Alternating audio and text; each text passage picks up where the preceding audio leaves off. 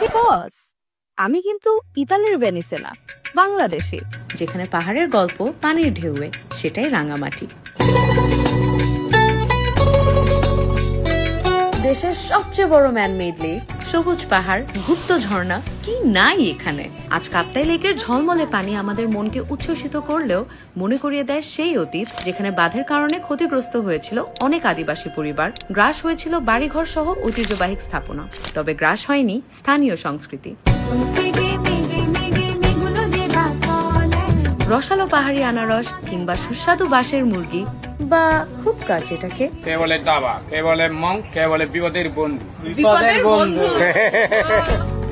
বা ঐতিহ্যবাহী পোশাক পিনন হাদি, যা চাকমা সম্প্রদায়ের সাংস্কৃতিক পরিচয়ের প্রতীক। পিনন হলো স্কার্টের মতো নিচের অংশটা, আর হাদি হলো ম্যাচিং ওড়না। বেইন লুমের সাহায্যে হাতে বোনা এই পোশাক তৈরি করা হয় খুব যত্নে। আর এসব কারণেই আমি আজ বলতে বাধ্য, আচ্ছা পাহাড়ে আসবো আর ছোটখাটো একটা মিউজিক ভিডিও বানাবো না, এটা কি হয়? Take 2